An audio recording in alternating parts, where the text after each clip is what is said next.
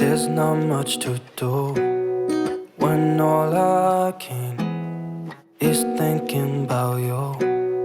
Not doing well, don't know where you are, 'cause you're not here.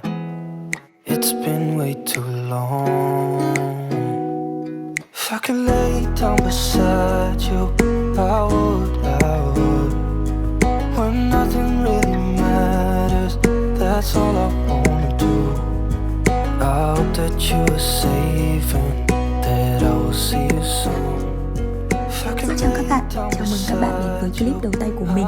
Trong video ngày hôm nay, mình sẽ hướng dẫn các bạn cách móc túi cói mũi herringbone như trong clip các bạn vừa thấy nhé.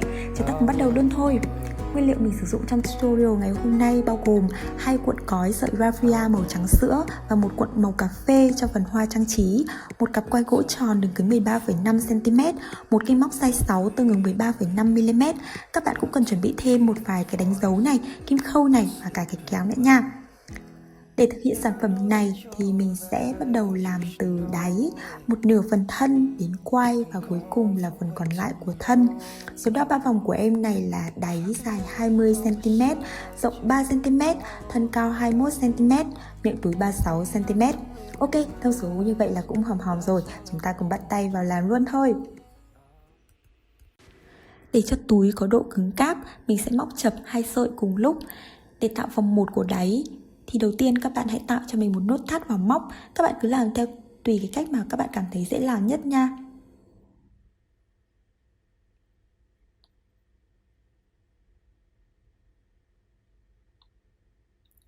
Sau đó các bạn bắt 33 mũi bính bằng cách lấy len, kéo kim qua, lấy len và kéo kim qua.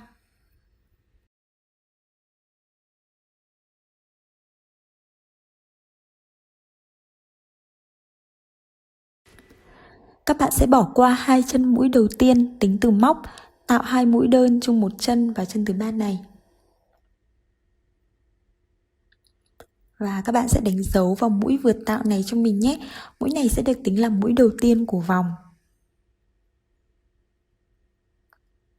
Và chúng ta sẽ tạo một mũi đơn cùng chân này nữa nhé.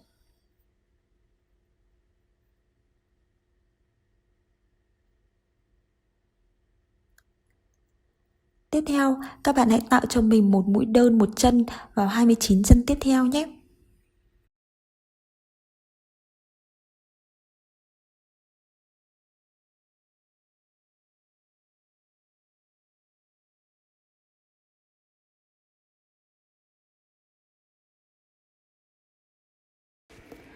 Sau khi tạo xong 29 mũi đơn, chúng ta sẽ còn một mũi cuối cùng. Tại đây, các bạn sẽ tạo 5 mũi đơn chung một chân.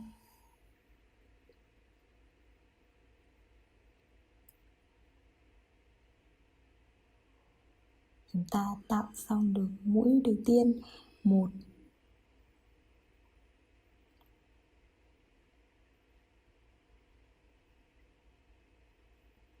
2,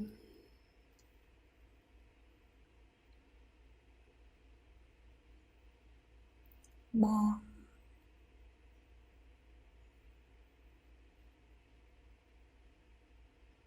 4 và mũi thứ 5. Và một lần nữa, các bạn sẽ thực hiện một mũi đơn vào 29 mũi tiếp theo. Để cân xứng với mặt đối diện, các bạn lưu ý cầm theo cả sợi dây này để chúng ta không mất công phải khâu lại nha.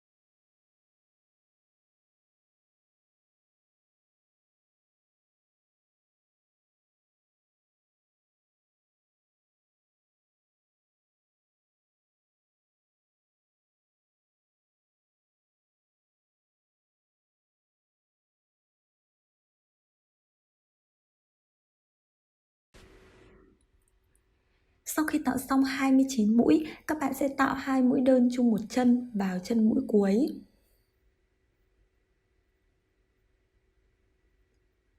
Các bạn chú ý rằng 2 chân mũi bỏ qua ban đầu cũng được tính là một chân trong vòng này.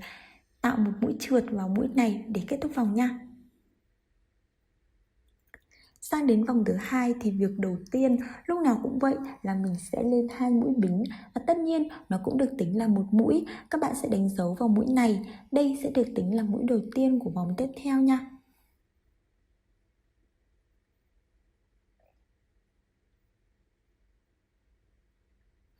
Thực hiện 2 mũi đơn chung một chân vào chân mũi đầu tiên đã được đánh dấu ban đầu.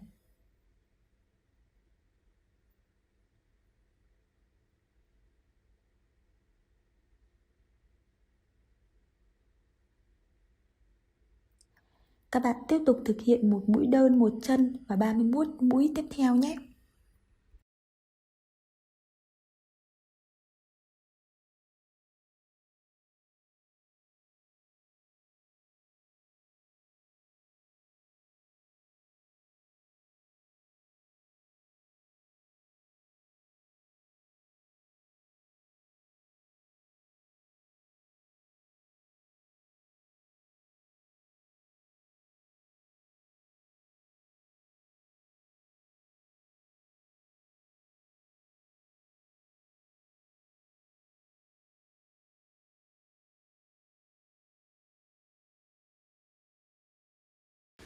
Sau khi đã hoàn thành xong 31 mũi, các bạn sẽ tạo 2 mũi đơn chung một chân vào 3 chân tiếp theo.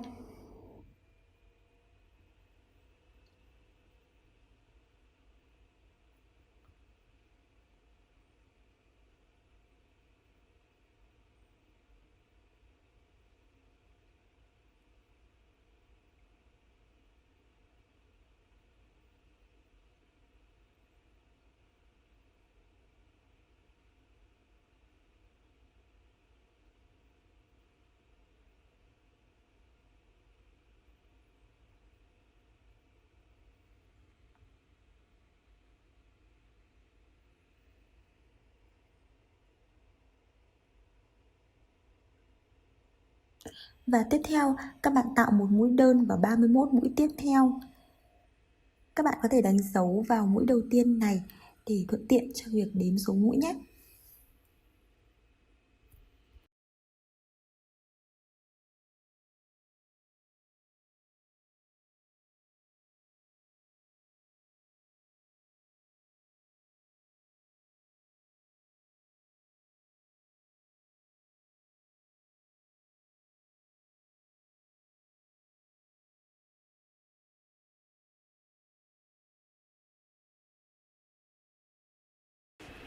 Sau khi tạo xong 31 mũi cho lượt về của vòng này, tính từ mũi chúng ta vừa đánh dấu, bạn tháo đánh dấu này ra. Và vòng này sẽ còn 2 mũi cuối, các bạn sẽ tạo cho mình 2 mũi đơn chung một chân ở mũi tiếp theo nhé.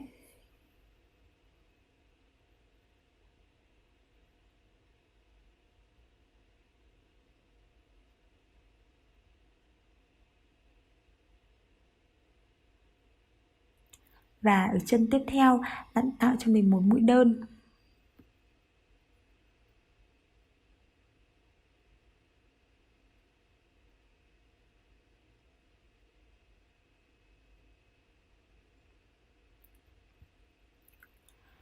Bạn chú ý là 2 bính được tạo ở vòng đầu cũng được tính là một mũi. Vì vậy, các bạn sẽ tạo mũi trượt vào mũi được đánh dấu ban đầu này nhé.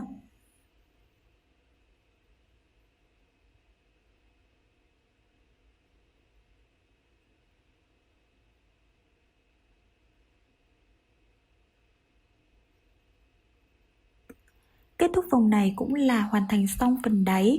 Chúng ta sẽ cùng nhau chuyển sang phần thân nhé. Để bắt đầu phần thân, các bạn sẽ lên cho mình một mũi bính. Đánh dấu vào mũi trước, đây sẽ là mũi cuối cùng của vòng tiếp theo.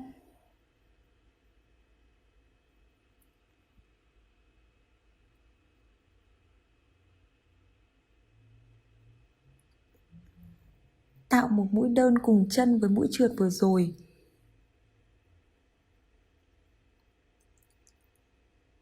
Và chúng ta cũng sẽ đánh dấu lại để cuối cùng chúng ta sẽ tạo mũi trượt kết thúc vòng vào đây nhé. Mũi herringbone sẽ được bắt đầu từ đây, cách làm như sau.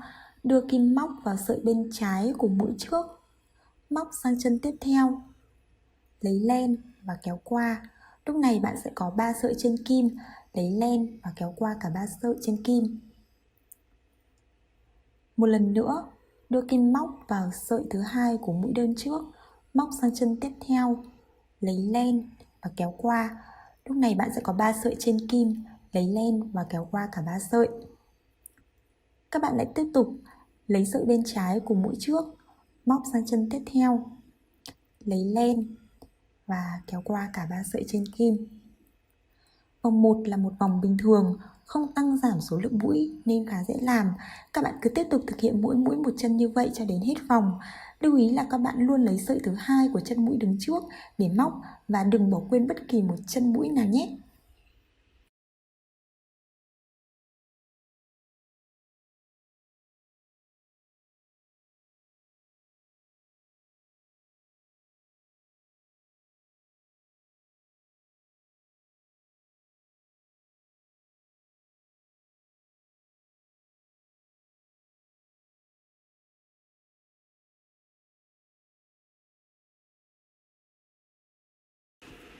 Để kết thúc vòng 1, chúng ta sẽ thực hiện một mũi trượt vào mũi chúng ta đã đánh dấu từ ban đầu.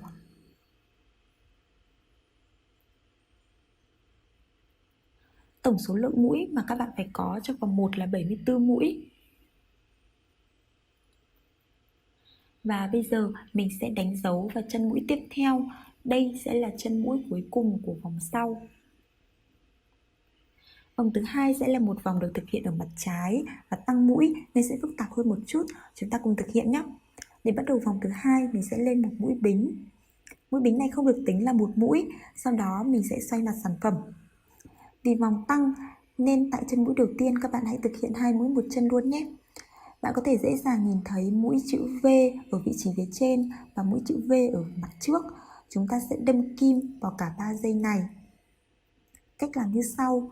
Đưa kim vòng ra phía sau như thế này.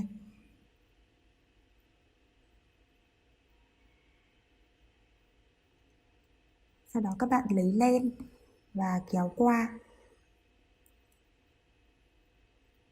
Lấy len và kéo qua 2 sợi trên kim. Chúng ta tạo được mũi đơn đầu tiên. Các bạn hãy đánh dấu vào mũi này giúp mình nhé.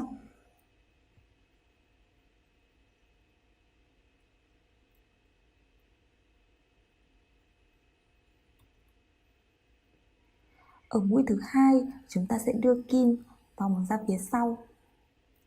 Lấy sợi bên trái của mũi trước, móc vào cùng một chân với mũi đó.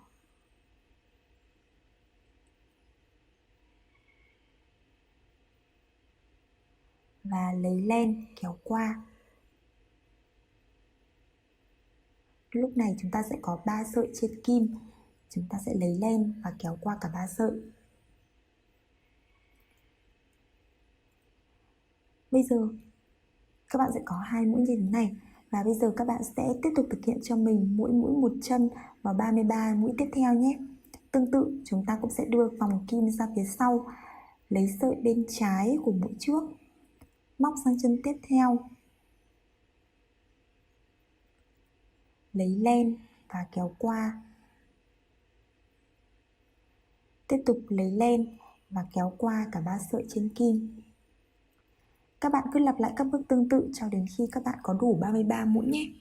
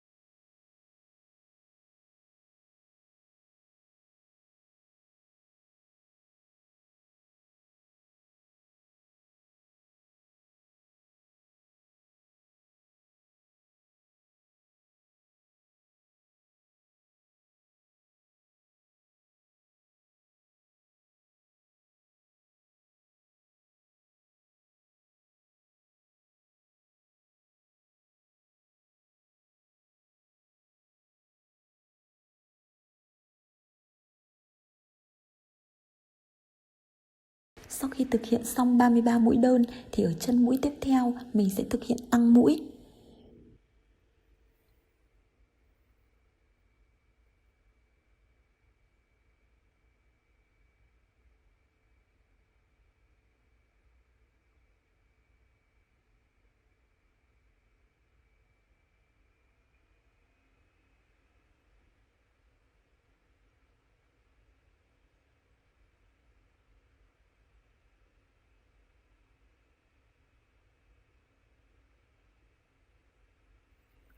Ở hai chân mũi tiếp theo, các bạn thực hiện cho mình mỗi mũi một chân.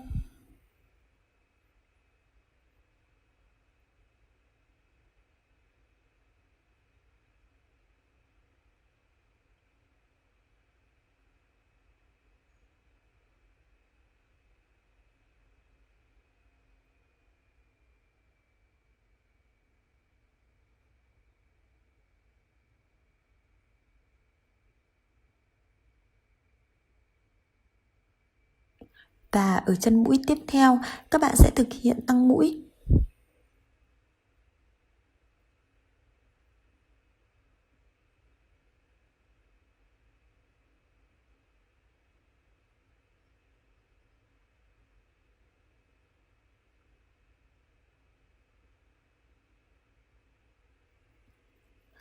Để đối xứng với hàng bên, chúng ta sẽ thực hiện 33 mũi, mỗi mũi một chân. Các bạn cứ tiếp tục thực hiện như vậy cho đến hết vòng nhé.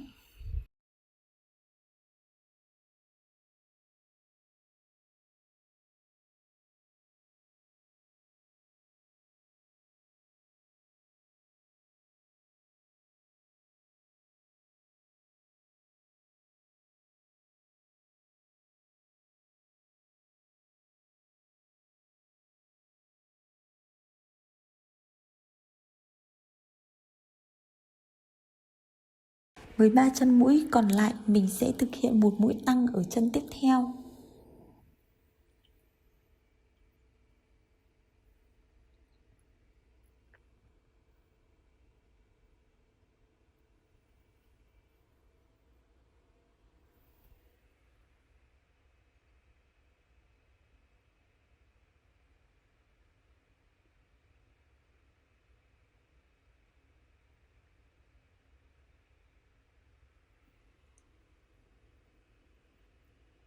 Và mình sẽ thực hiện mũi đơn, mỗi mũi một chân vào hai chân còn lại.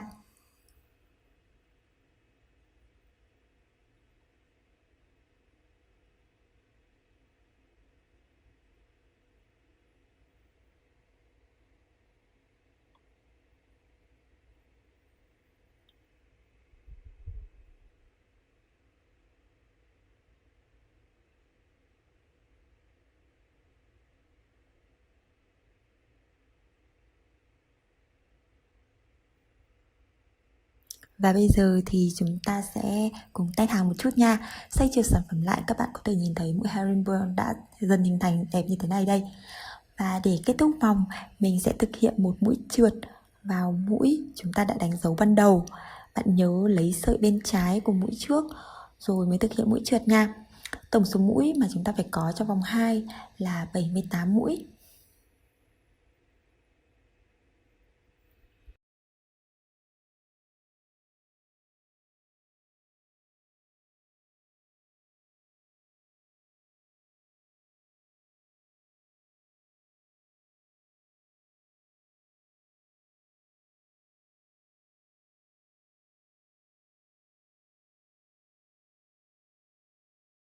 Các bạn thấy rằng mũi tiếp theo cạnh mũi trượt sẽ là mũi cuối cùng của vòng sau, nên các bạn sẽ đánh dấu vào mũi này cho mình nhé.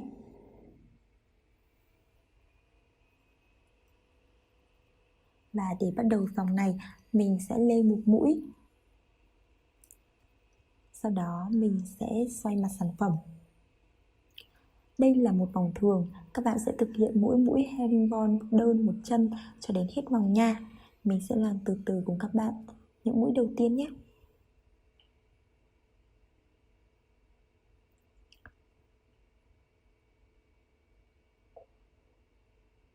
Và đây là chúng ta đã hoàn thành xong mũi đầu tiên. Các bạn luôn nhớ phải đánh dấu mũi đầu tiên này để sau này mình sẽ không bị nhầm lẫn nha.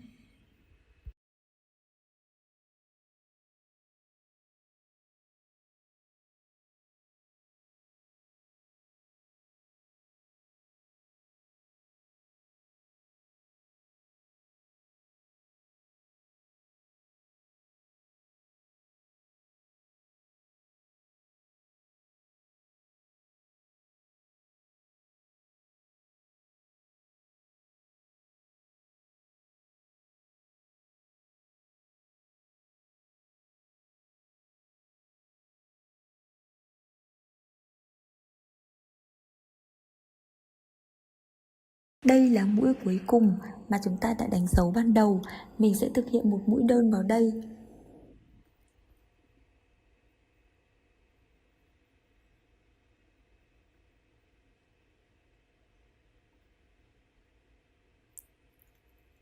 Và tiếp theo mình sẽ tạo một mũi trượt vào mũi được đánh dấu tiếp theo để kết thúc vòng. Kết thúc vòng số 3, các bạn phải có tất cả là 78 mũi.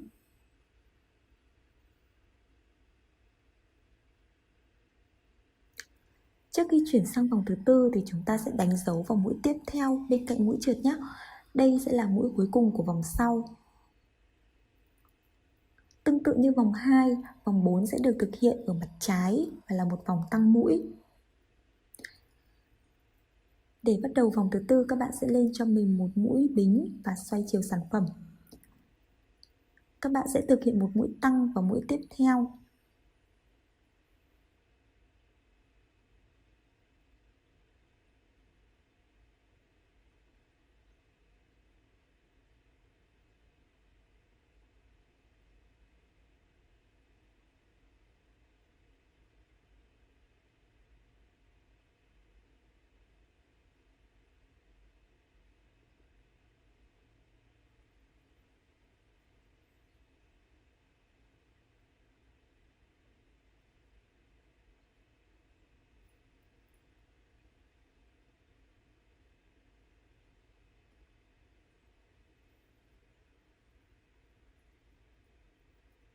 Và các bạn đừng quên đánh dấu vào mũi này giúp mình nhé.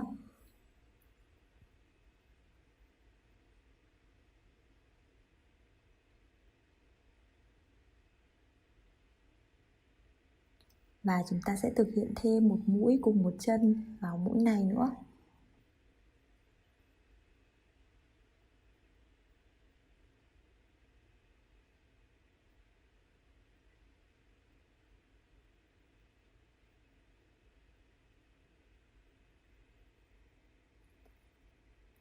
Tiếp theo, chúng ta sẽ thực hiện mũi đơn herringbone vào 35 mũi tiếp theo.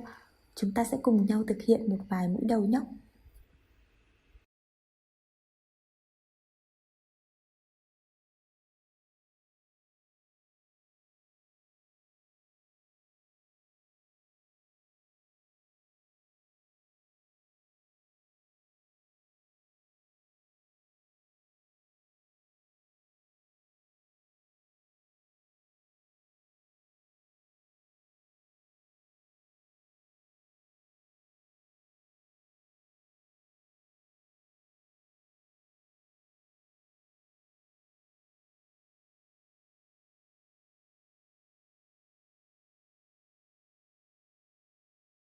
Sau khi thực hiện xong 35 mũi, mình có đánh dấu ở bên này để thuận tiện cho việc đếm mũi. Ở chân mũi tiếp theo, các bạn tiếp tục thực hiện tăng mũi.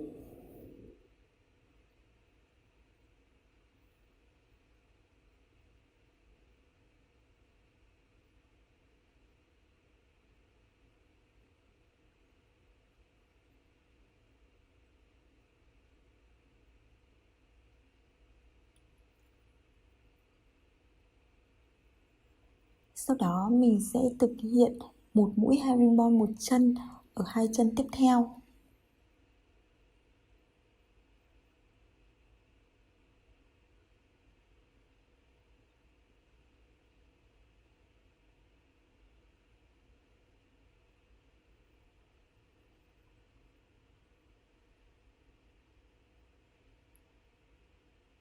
Và ở chân tiếp theo, các bạn sẽ thực hiện cho mình tăng mũi một lần nữa nhé.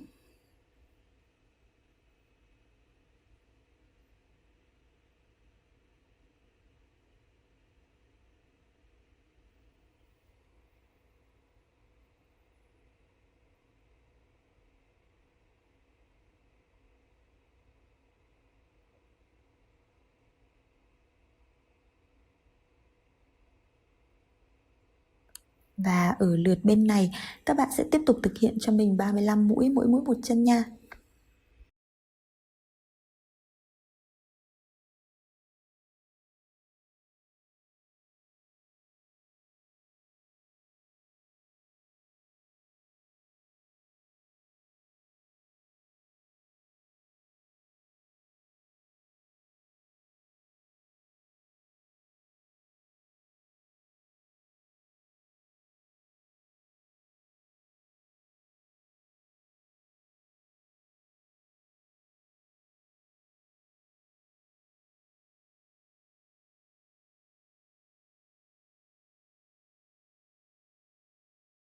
Sau khi kết thúc mũi thứ 35, chúng ta sẽ còn lại 3 mũi ở chân mũi tiếp theo.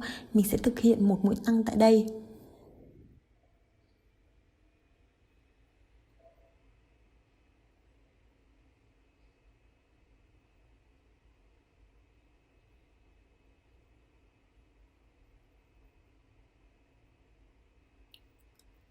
Và 2 mũi còn lại, mình sẽ thực hiện mỗi mũi một chân.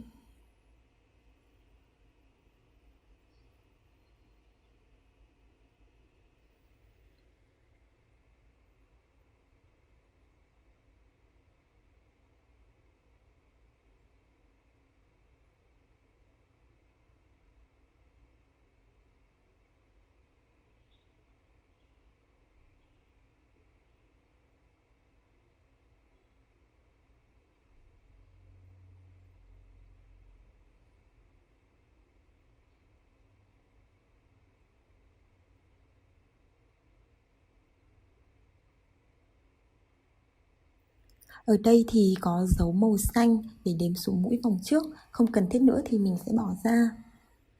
Và mình sẽ thực hiện một mũi trượt vào mũi đã được đánh dấu ban đầu để kết thúc vòng nhé. Tổng số lượng mũi mà các bạn phải có ở vòng số 4 này là 82 mũi.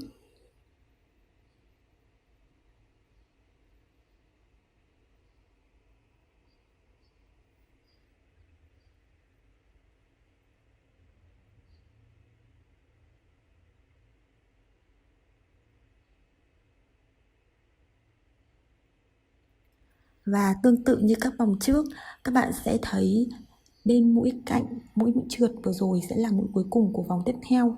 Các bạn sẽ đánh dấu vào mũi này cho mình nha. Và ở dòng thứ 5, các bạn cũng sẽ tương tự vòng 3. Chúng ta sẽ lên một mũi và xoay chiều sản phẩm. Đây là một vòng thường nên các bạn sẽ thực hiện cho mình một mũi đơn herringbone mỗi mũi một chân cho cả vòng nhé. Đánh dấu vào mũi đầu tiên của vòng cho mình nha. Và mình sẽ cùng thực hiện cùng nhau một vài mũi đầu tiên như các vòng trước nhé.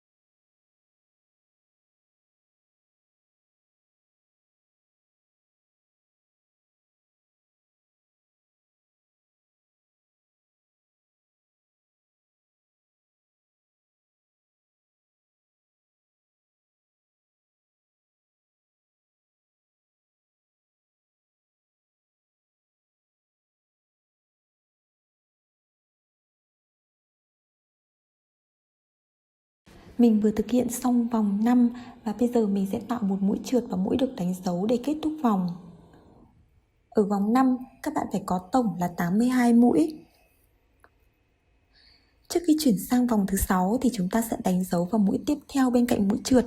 Đây sẽ là mũi cuối cùng của vòng sau.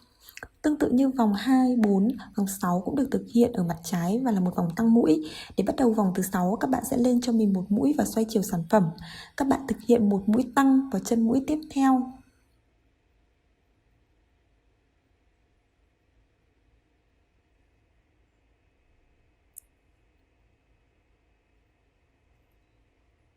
Và các bạn đừng quên là hãy đánh dấu vào mũi này giúp mình nhé.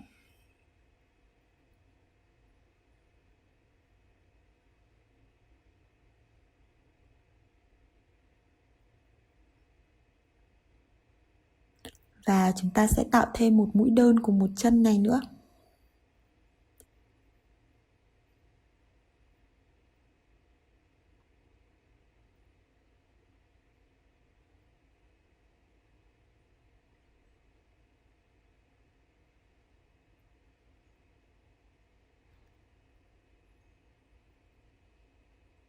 Và sau đó chúng ta sẽ thực hiện mũi đơn herringbone vào 37 chân tiếp theo. Chúng ta sẽ cùng nhau thực hiện một vài mũi nha.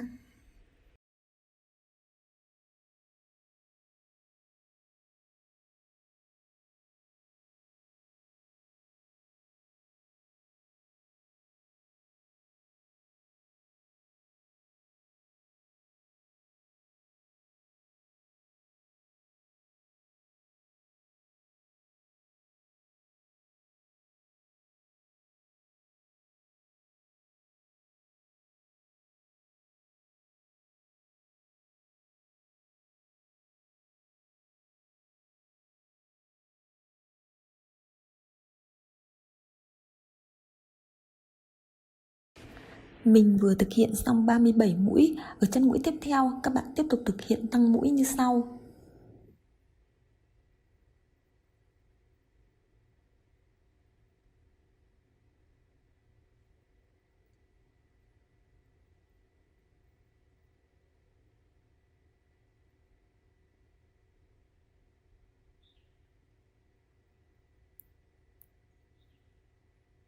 Sau đó mình sẽ thực hiện một mũi herringbone một chân ở 2 chân tiếp theo nhé.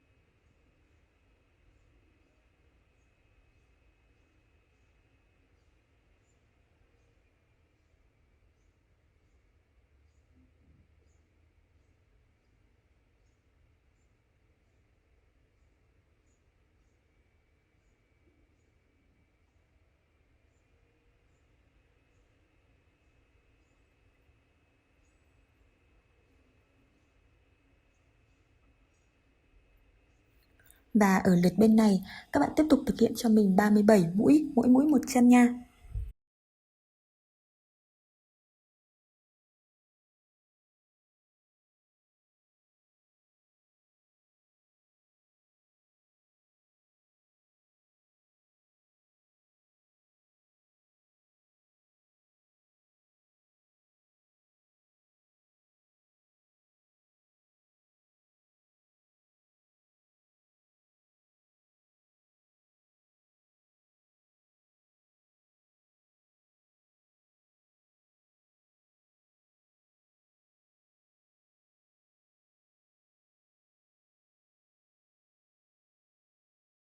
Sau khi kết thúc 37 mũi, chúng ta còn lại 3 mũi. Ở chân mũi tiếp theo mình sẽ thực hiện một mũi tăng.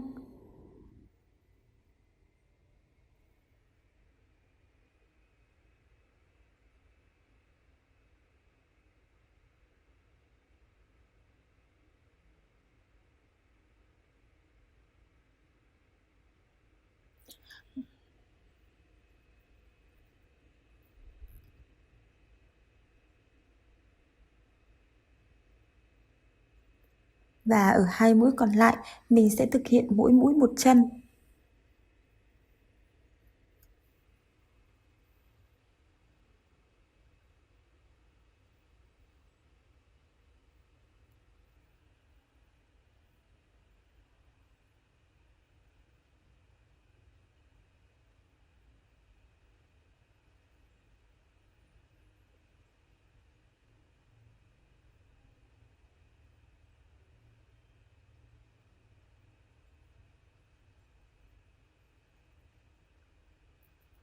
Các bạn tiếp tục tạo một mũi trượt vào mũi đã được đánh dấu ban đầu để kết thúc vòng.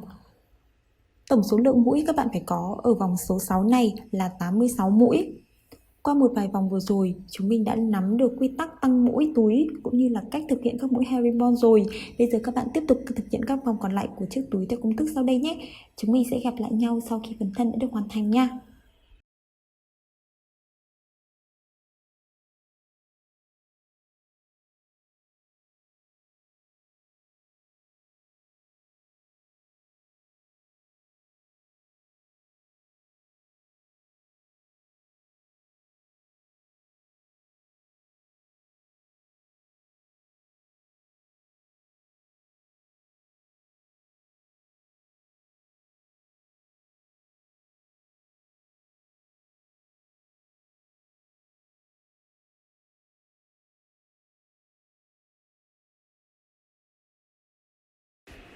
Tạm thời thì chúng mình đã móc xong phần chính của thân túi rồi.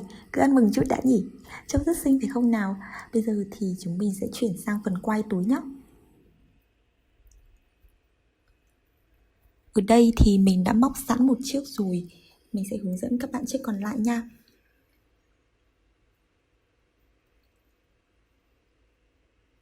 Mình sẽ vẫn chập đôi sợi cho chắc chắn. Chúng ta sẽ thực hiện 33 vòng mũi đơn bao xung quanh chiếc quai. Cách thực hiện như sau. Các bạn lấy len, vòng một vòng qua quai, lấy len và kéo qua.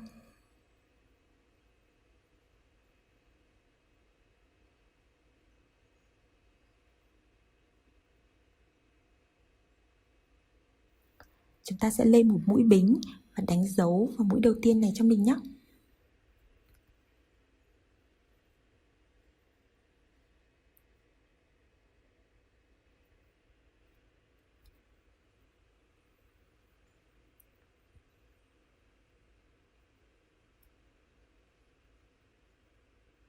Sau đó thì chúng ta sẽ điêu len xuống dưới, vòng một vòng qua quai và móc vào kim, dùng ngón trỏ phải để giữ sợi, tay trái vòng qua sau quai, lấy len đặt lên kim để móc qua.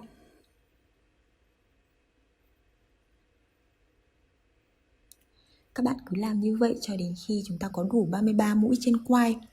Sau đây thì chúng ta còn móc vào các chân mũi này nữa, nên các bạn chú ý đừng làm quá chặt tay nhé. Và sau khi chúng ta thực hiện xong thì sẽ có một số những cái sợi len thừa, thì các bạn sẽ giấu những sợi cói len đi giúp mình nhé.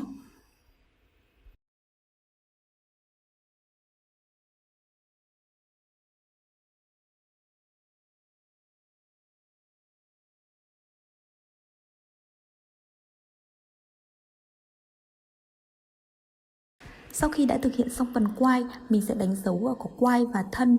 Đối với phần quai, mình sẽ đánh dấu ở mũi thứ 12, tính từ mũi đầu tiên cho cả hai bên. Phần giữa chúng ta sẽ phải có 9 mũi.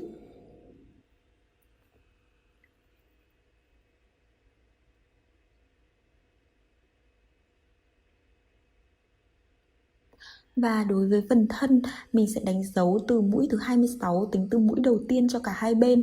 Phần giữa khoảng vẫn là 9 mũi. Hay nói cách khác, nếu tính theo chiều kim đồng hồ tính từ mũi đầu tiên, chúng ta sẽ chia phần thân thành 4 khoảng: 26, 9, 52, 9 và 26. Mục đích của việc đánh dấu là để mình không bị nhầm lẫn khi không cố định phần quai với phần thân.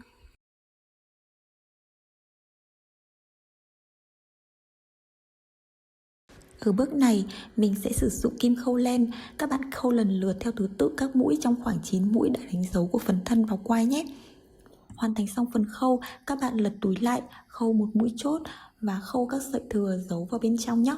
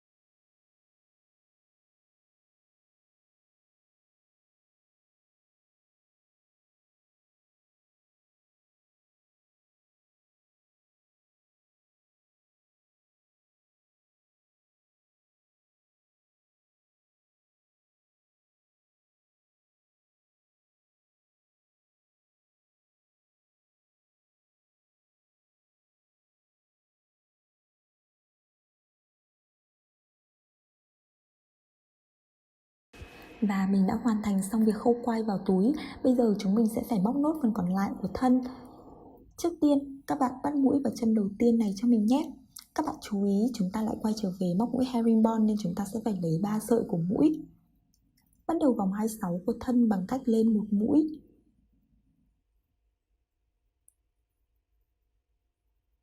Và xoay chiều sản phẩm.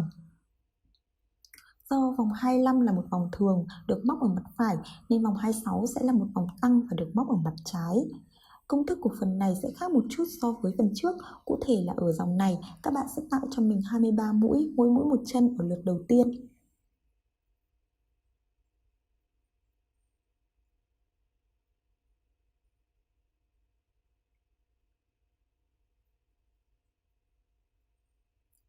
Và các bạn cứ tiếp tục thực hiện, chúng mình sẽ gặp lại nhau sau khi đã móc xong 23 mũi này nhé.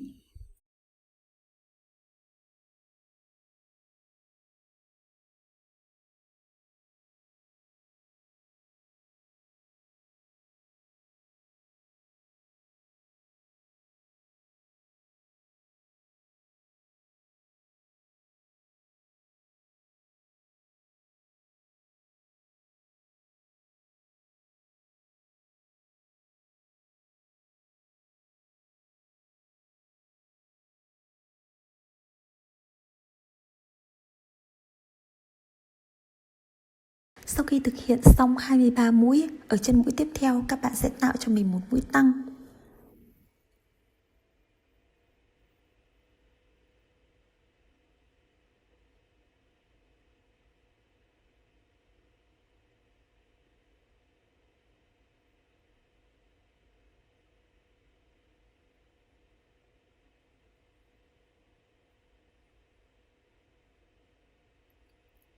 Và tiếp theo, mình sẽ thực hiện mỗi mũi một chân ở hai chân mũi tiếp theo.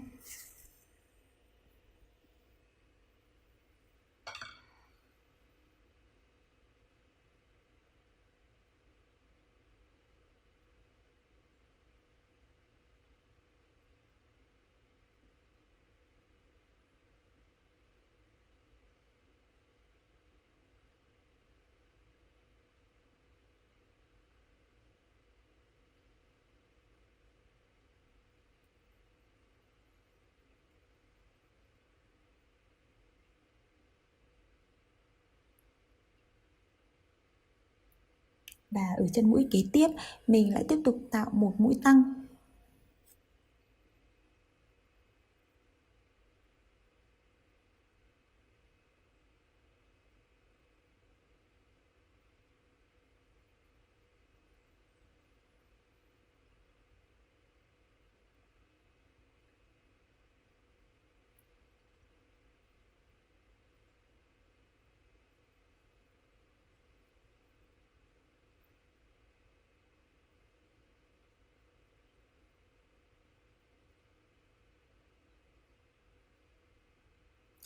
Và từ chân mũi tiếp theo trở đi, các bạn lại thực hiện mỗi mũi một chân ở 23 chân mũi còn lại nhé. Tổng số mũi của phần thân phía bên này sẽ là 52 mũi.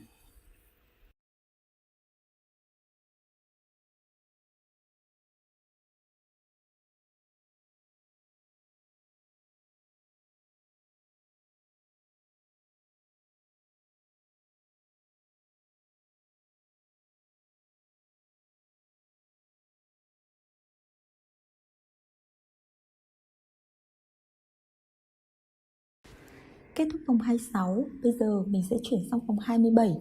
Vòng 27 được móc vào mặt phải và là một dòng giảm mũi. Chúng ta sẽ thực hiện như sau: lên 2 mũi bính và xoay mặt sản phẩm. Ở đây các bạn sẽ bỏ qua 2 mũi đầu tiên và móc vào chân tiếp theo. Mũi đầu tiên sẽ là một mũi thường, không phải mũi herringbone. Và các bạn sẽ đánh dấu vào mũi đầu tiên này cho mình nhé.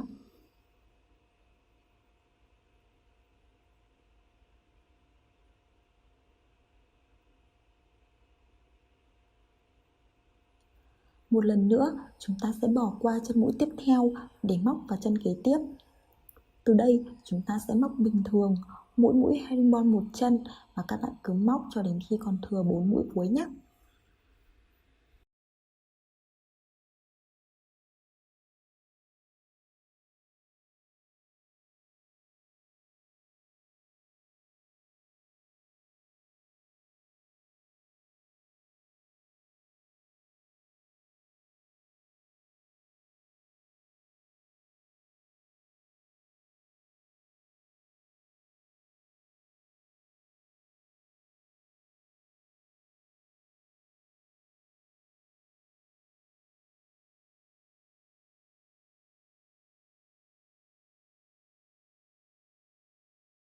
Còn thừa lại 4 mũi cuối cùng, chúng ta sẽ thực hiện bỏ mũi như sau.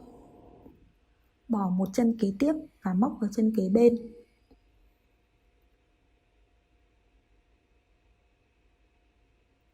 Và chúng ta sẽ thực hiện 2 lần như vậy. Thêm một lần nữa.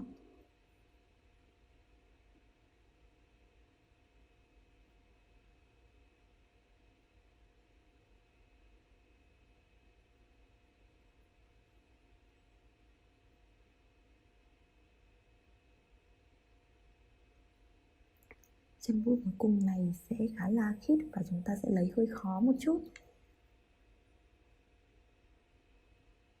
Tổng phần thân phía bên này ở vòng 27 sẽ là 48 mũi. Bắt đầu vòng 28 bằng cách lên 2 mũi và xoay mặt sản phẩm. Vòng 28 lại là một vòng tăng và tương tự như vòng 26, các bạn sẽ móc 21 mũi ở lượt đầu tiên nhé.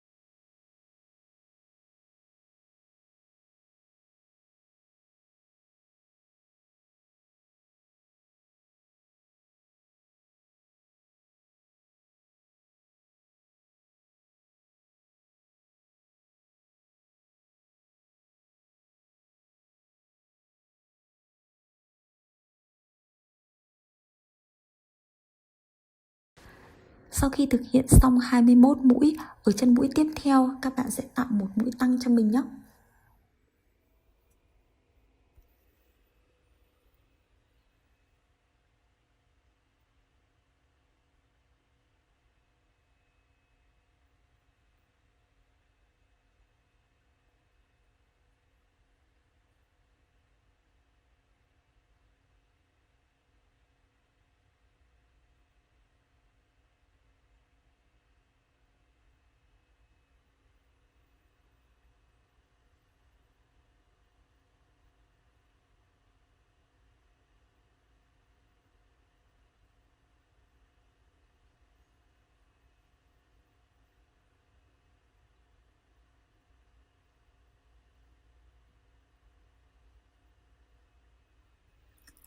Và mình sẽ thực hiện mỗi mũi một chân ở 2 chân tiếp theo.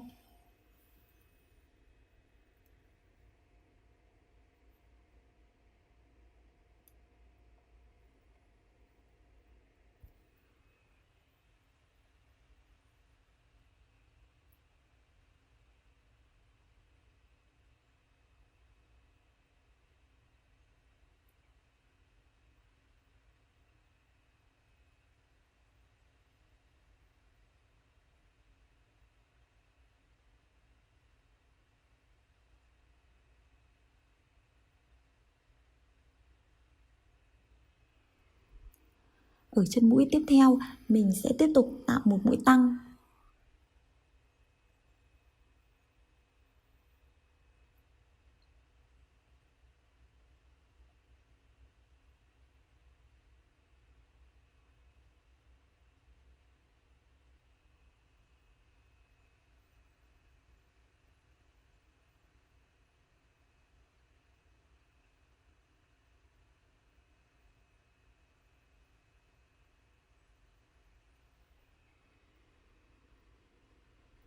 Và từ chân tiếp theo trở đi, các bạn sẽ lại thực hiện mỗi mũi một chân ở 21 chân mũi còn lại nhé.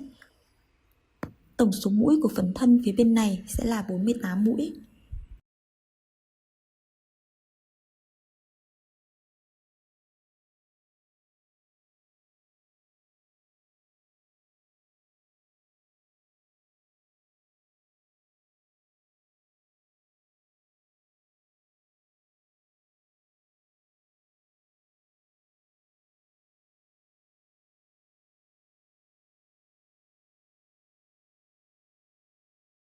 Chuyển sang vòng 29, tương tự như vòng 27, vòng 29 được móc ở mặt phải và là một dòng giảm mũi.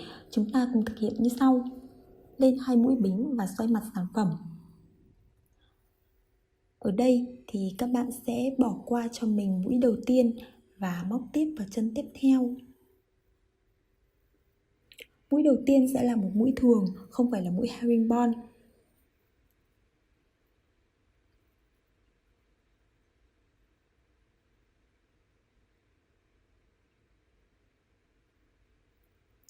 Và các bạn sẽ đánh dấu cho mình vào mũi này nhé.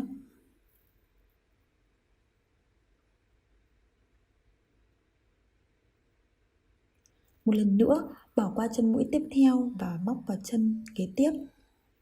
Từ đây chúng ta sẽ móc bình thường, mỗi mũi herringbone một chân. Các bạn cứ móc như thế cho đến khi còn chừa lại 4 mũi cuối nhé.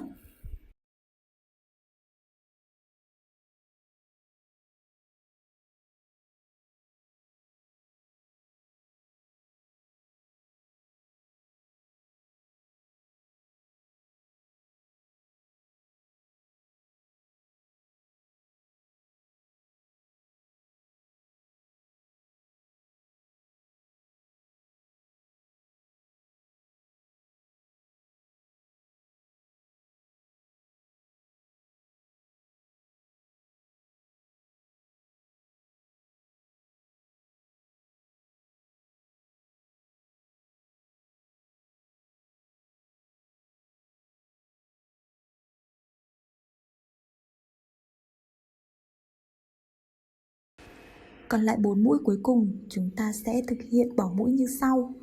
Bỏ một chân tiếp và móc vào chân kế bên.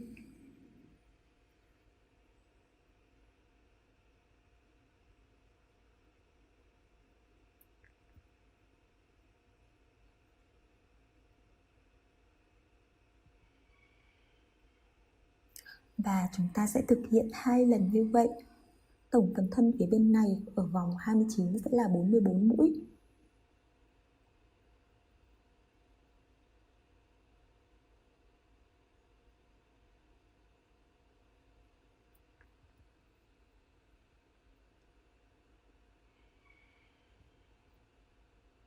Và chúng ta đã kết thúc vòng 29. Bây giờ chúng ta sẽ bắt đầu vòng 30 bằng cách lên 2 mũi.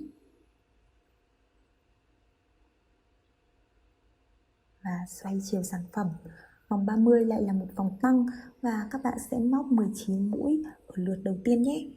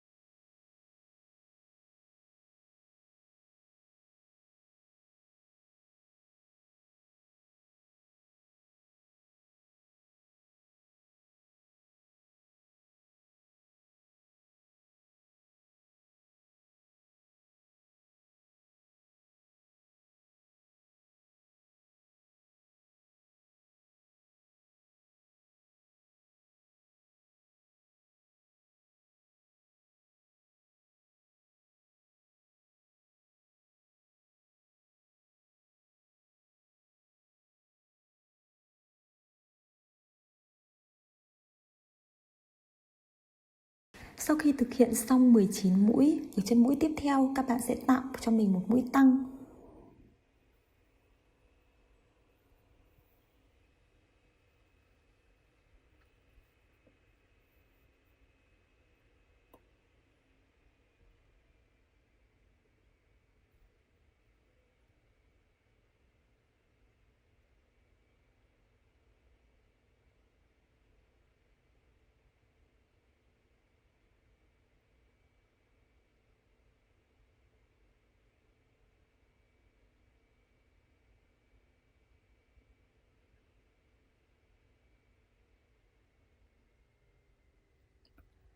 Và mình sẽ thực hiện mỗi mũi một chân ở 2 chân mũi tiếp theo.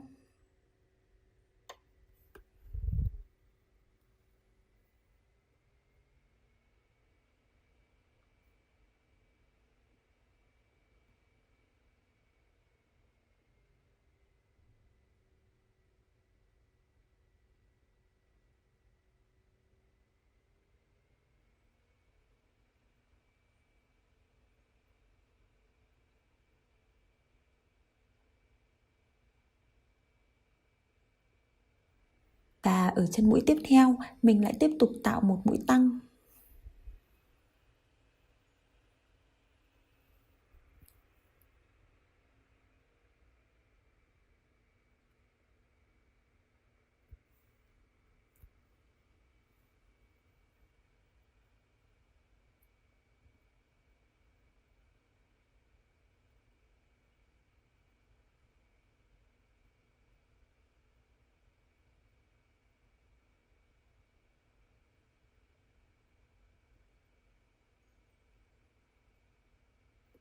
Và từ chân mũi tiếp theo trở đi, các bạn lại thực hiện cho mình mỗi mũi một chân ở 19 mũi còn lại nhé.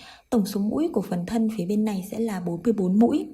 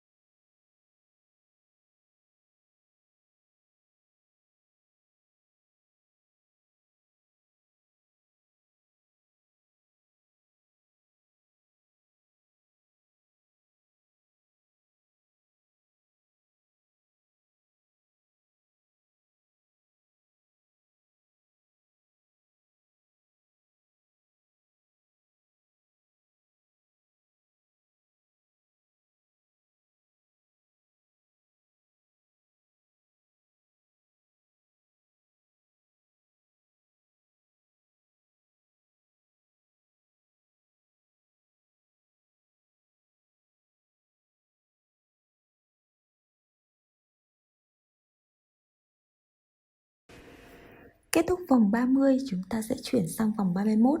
Vòng 31 được móc ở mặt phải và là dòng giảm mũi. Chúng ta sẽ thực hiện như sau: lên 2 mũi bính và xoay chiều sản phẩm. Ở đây các bạn sẽ bỏ qua mũi đầu tiên và móc vào chân tiếp theo.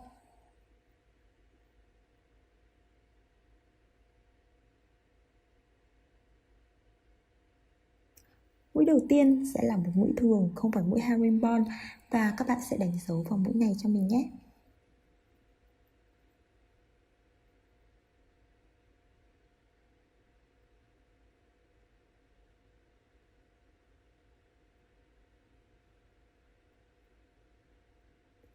Một lần nữa, chúng ta sẽ bỏ qua chân mũi tiếp theo và móc vào chân mũi kế tiếp.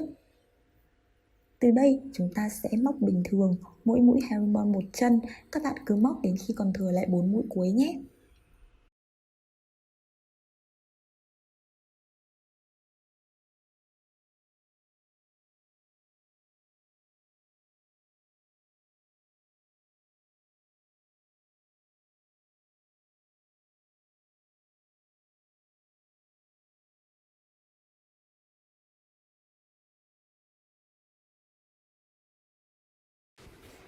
Còn lại 4 mũi cuối cùng, chúng ta sẽ tiếp tục thực hiện bỏ mũi như sau: bỏ một chân tiếp và móc vào 2 chân kế bên.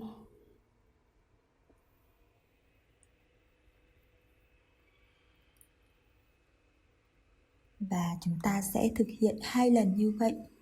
Tổng phần thân phía bên này ở vòng 31 sẽ là 40 mũi.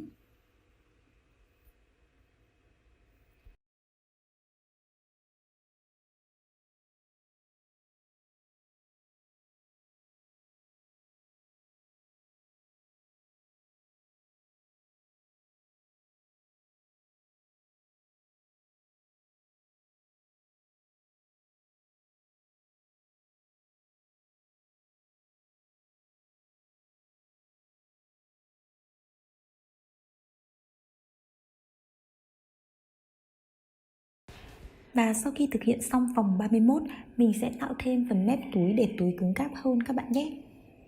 Chúng mình sẽ móc ở mặt phải của túi, nối sợi mới. Sau đó các bạn sẽ lên cho mình 2 bính.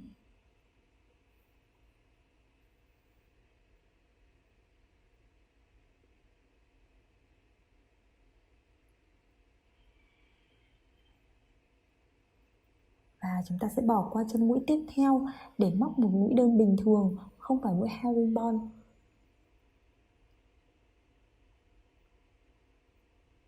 Tuy nhiên điểm khác biệt đó là sau khi chúng ta lấy len kéo qua thì các bạn sẽ dùng sợi cói và móc vòng một vòng qua kim như thế này. Và sau đó thì chúng ta sẽ lấy sợi và kéo qua cả hai sợi trên kim. Và các bạn cứ làm như vậy cho đến hết vòng nhé. Với phần thân đối diện, quai còn lại của chúng ta cũng sẽ thực hiện tương tự nha các bạn.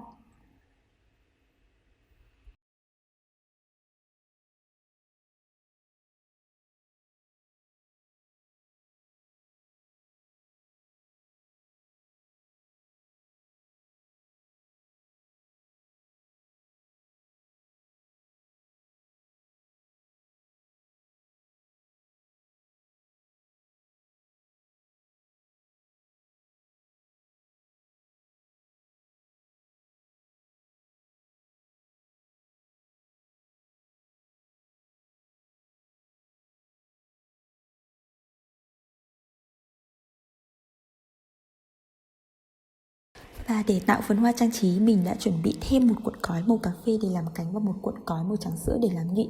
Ok, chúng ta có combo cà phê sữa. Chúng ta sẽ bắt đầu thực hiện từ phần nhụy. Các bạn sẽ tạo cho mình một vòng tròn ma thuật và móc lên cho mình một mũi bính nha. Sau đó thì các bạn sẽ móc vào vòng tròn ma thuật 11 mũi đơn.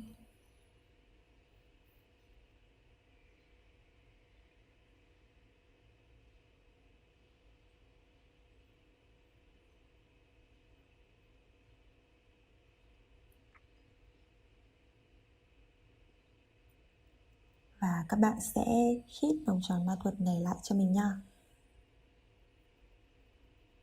Và chúng ta sẽ cắt sợi.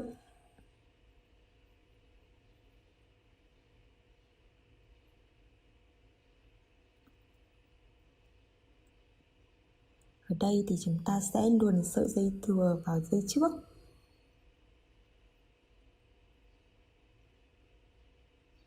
Đây, các bạn có thể thấy như thế này. Và sau đó thì chúng ta sẽ kéo dây đó quay lại mũi trước và luồn lại một lần nữa.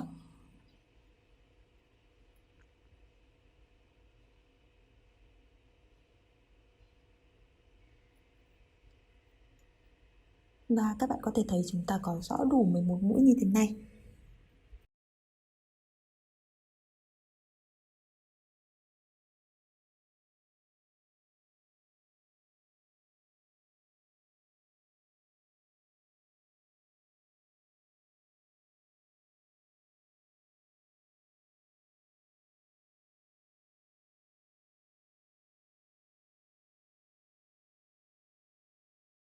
Từ chân mũi vừa rồi, các bạn lùi về một chân và mình sẽ bắt sợi màu cà phê tại đây. Sau đó các bạn lên cho mình một bính và đâm vào chính mũi đó để tạo một mũi đơn. Các bạn đừng quên cầm theo sợi dây thừa ban đầu để mình không mất công khâu lại nhé.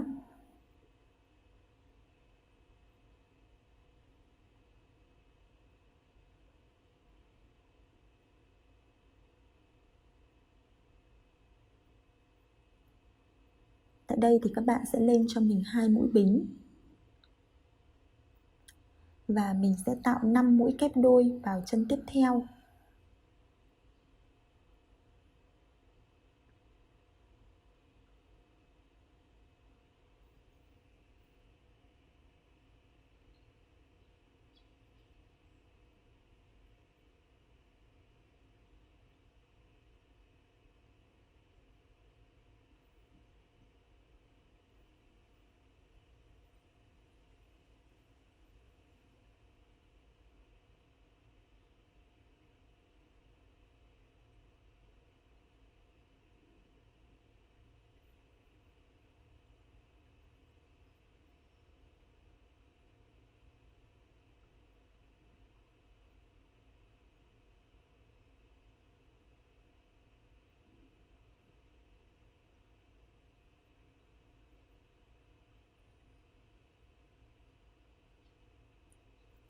Và bây giờ mình đang có 6 sợi trên kim, mình sẽ lấy len và kéo qua cả 6 sợi.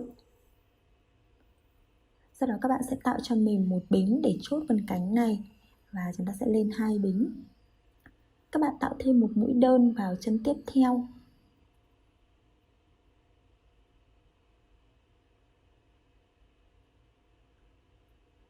Và các bạn sẽ đẩy phần cánh lên để cánh có độ cong nhé. Và chúng ta đã vừa thực hiện xong cánh hoa đầu tiên. Các bạn cứ thực hiện tương tự với 5 cánh hoa còn lại nhé.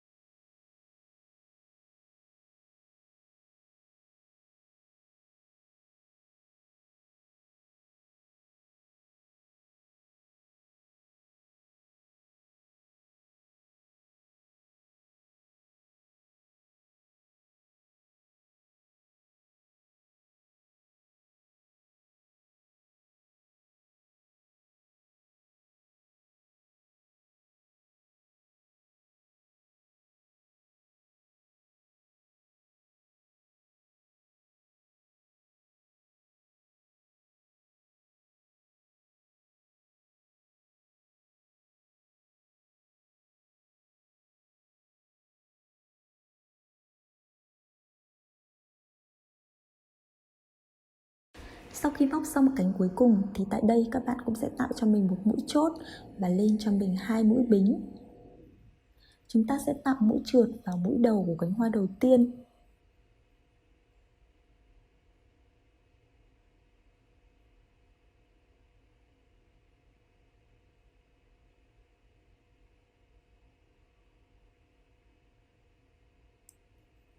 Và sau đó thì các bạn sẽ tạo cho mình một mũi chốt vòng.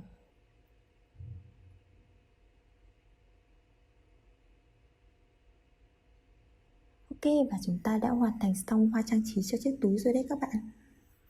Các bạn sẽ giấu cho mình những sợi len thừa vào đằng sau nhé.